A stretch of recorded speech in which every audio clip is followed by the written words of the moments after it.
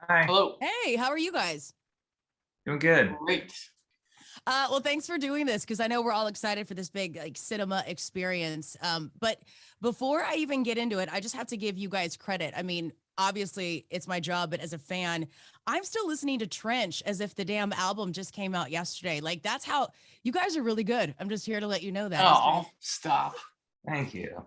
It's such a good album, and then Scaled and Icy is already out. I feel like I'm backlogged on music because it's really good. So you guys are really giving it all you have. Was Scaled and Icy easier than Trench, or was one not easier than the other? Oh, it's a good question. Scaled and Icy, we recorded and produced all ourselves. So, well, mostly. I mean, obviously we had some additional like help on the some additional production and also mixing. Shout out Paul Meany and Adam Hawkins. But the kind of the heavy lifting for Scaled and Icy was it's just kind of like all stayed right here, which was a bit of a daunting task. And I was just talking the other day about how when you produce your own record, there's a lot of busy work that has nothing to do with creativity. And just making sure that everything's organized and your crossfades on audio files are correct, and making sure there's no pops and some weird sounds, and just kind of combing through it and trying to be as diligent as you can. And when you start to dive into a song and you get that surgical with it, you lose perspective of whether or not what you're doing is even good, because like, what if I wanted to just make that bridge the verse and kind of like rearrange? So it's a juggling act, trying to be that producer mind, and then also that creative songwriter mind. And yeah, I would say that's kind of like one of the main differences between the two records. On Trench, we had our friend Paul kind of took more of the production side of things. So and I don't know what we're going to do next. We'll probably do a hybrid slash, I think we've done our fair share of producing out our own records by ourselves. We might bring in some people to help us bring it to life. But we'll always stand by, the songwriting and all the decisions creatively, lyrics especially, all stay right here.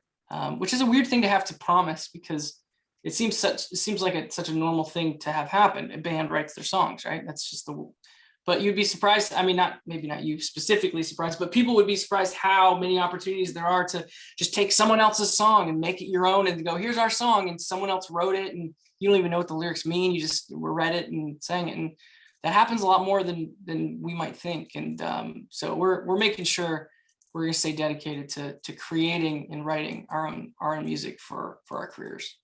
I get that. Let's talk about, the cinema experience. I remember years ago when Metallica came out with Through the Never, like the concert film thing. And I didn't think it was going to be as great as it was, because I'm like, well, you're in a movie theater. That's not the same as being at a concert when you can, feel the energy. And let me tell you, I got it, because it's like you're sucked into this vortex and everything's more intense and everything's heightened. So that kind of sold me on any like movie theater experience for anything musically. So I'm stoked for this to hit theaters. And I know it's not going to be just a full on concert. We're going to get, backstage stuff, behind the scenes. Is it a little bit of everything?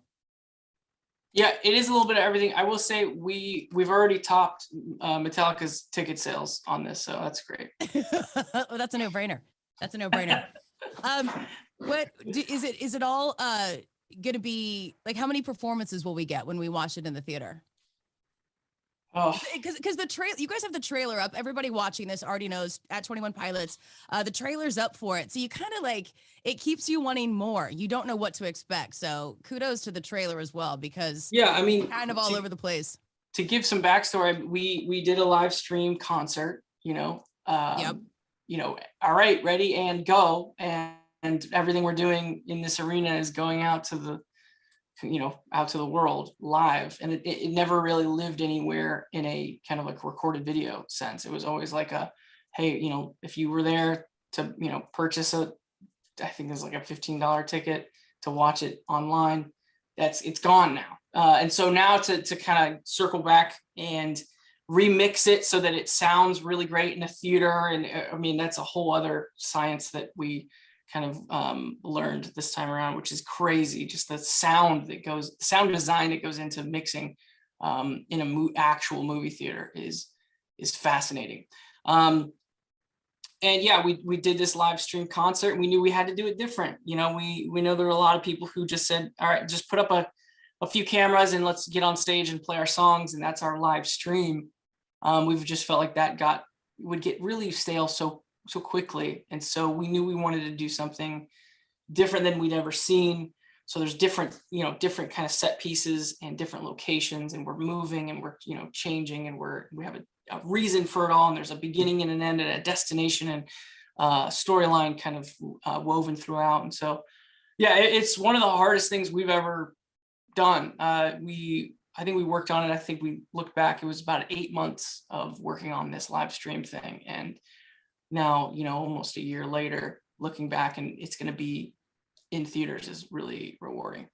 Now, do you guys have any plans on sneaking into any theaters? I mean, obviously you're in 2 different locations right now, like at home, but do you have plans to kind of sneak in to get not fan reactions? Because it's going to be awesome, but how are you going to watch it? We haven't talked about that, Josh. You have to do like some incognito disguise situation and like go in the back, like throw popcorn at people. Yeah. Start a ruckus. Yeah. What do you think? Josh, I can see you doing that. Yeah, no, I mean, I think that would be fun to do. Yeah, like Tyler said, we haven't really talked about it, but it would be really fun. I think we'll probably have some sort of kind of like premiere, like friends and family, maybe like a day before. But it would be fun, I think, if Tyler and I kind of just picked a theater and went and showed up and got to experience it with everybody. But we'll see. That's something we'll talk about after this Zoom. Well, you better start thinking about it. I know. So, because we're talking about everything being in a movie theater, because I know fans want to nitpick a little bit more inside of you guys. Like, what was that one movie theater experience, even as a kid? Like, was it going to see Star Wars when you were little, where you were like, wow, this is just whole new, like next level stuff to be in a movie theater, and it was all cool? And what was like one of those really cool moments for you when you were little Tyler and little Josh back in the day?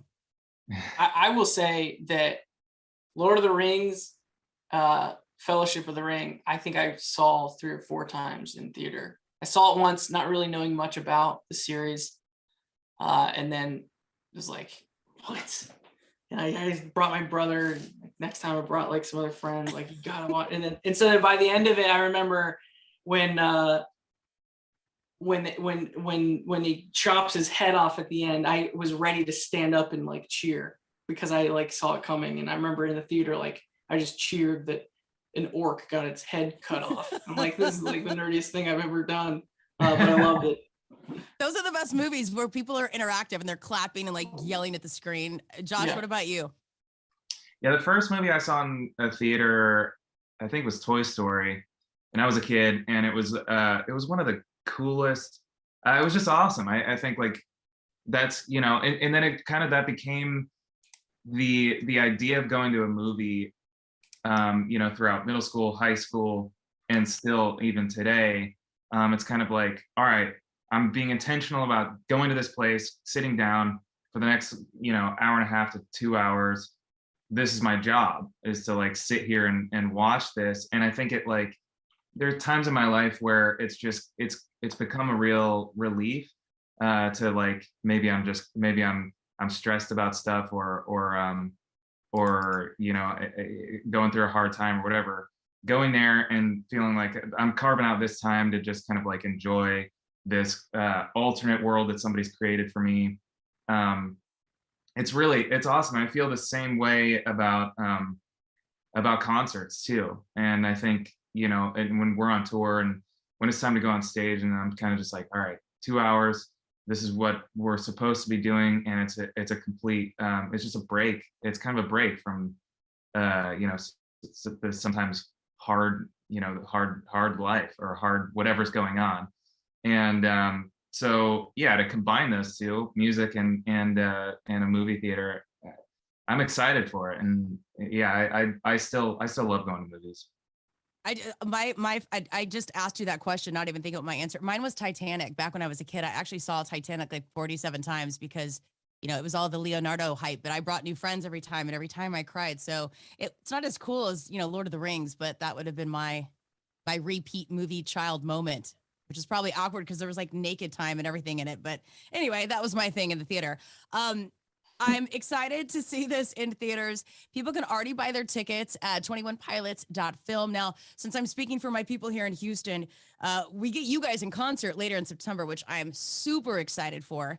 But there is tons of theaters that we're going to be showing this cinema experience. You get the extended cut. It's going to be amazing. So I know Houston has been one of those cities where the minute we got the green light to live life, we are full force living life. So all those seats are going to be full. I promise you that. So if you guys get bored and you want to hop a PJ to Houston and sneak into one of the theaters, we'll be waiting. We'll be gladly, we'll wait for you. Sounds good. Let's do it. Yeah. All right. Perfect. Thank you guys so much for hanging out. And I know you've got more stations to do and people to see. So we'll see you in Houston in September, and have a fantastic one. Thank you so much. Love you guys. Bye. Thank you. Bye.